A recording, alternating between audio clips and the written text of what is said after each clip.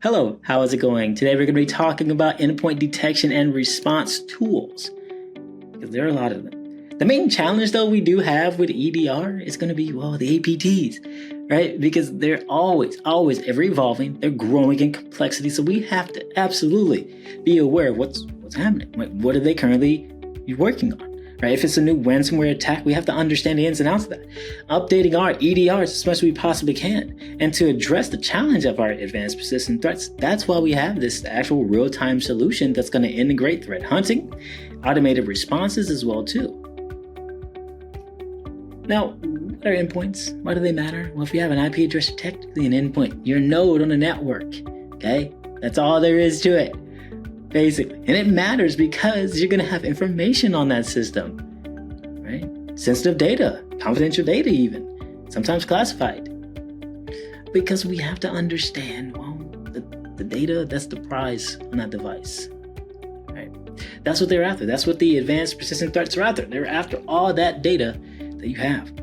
There's been an evolution, right? Because your traditional antivirus is always solely about signature-based. Well, EDR tools go a little bit further than that. We're going more on the behavioral heuristic, right? We want to know exactly what the behavior is of this actual file, this user, because we know we can look at it from a behavioral standpoint and say, hey, that's not right. That's an anomaly there. That user should not be able to do that. So there's been an evolution here. Now, the core functions, though, of an EDR tool. Think about threat detection. Think about responding to the actual threat. Investigating as well, too, because you have the ability to have more of a forensic outlook on type of things, because you can see the file path, you can see where it originated from, you can see the actual timeline, what type of permissions that they tried to change, if any. Now, the key feature, right, of CrowdStrike, SentinelOne, these are more commercial. These are, in a sense, utilized within organizations, right? And think about it like this: the deployment itself with CrowdStrike and SentinelOne, we're more always going to be focused upon how can we integrate threat intel? How can we have, in SentinelOne, rollback capabilities?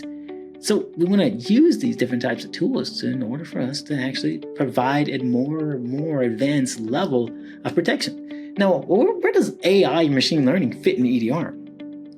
Pretty simple, right? We're leveraging AI, right, to identify those unknown malware, fileless attacks, because that's a thing now, right? If you didn't know that fileless attacks exist, basically saying it's a file or a virus in a sense, fileless virus, where it doesn't have a file. It's not downloaded. It executes in memory. So being able to tune and have your machine learning and AI being able to detect that's the next level, right? You're integrating that within your system. You're having a broader visibility. But how does that work? How does it work with a SIEM tool? Well, it allows you to see more. With endpoint detection, you're able to streamline this. You can even, inside of a SOAR tool, enable the tool to actually say, yes, we want to have repeatable tasks, automate this, right? This is why the integration of it is so important. Being able to detect and mitigate ransomware attacks as well, too. We just talked about SentinelOne. Now, it's going to provide that rollback like we talked about, right? Because, who knows? Something may happen, right? In a pre-attack state, that's what we're going to roll back to. Now, how would that happen? Well, if you're going to deploy it, you're going to know that it's going to be on these critical endpoints, right? The policies around that are going to be real-time detection, right, on an actual system.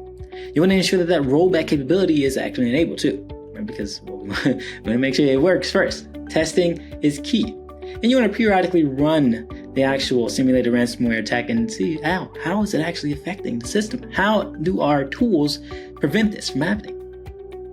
Or at least prevent the loss of data. All right.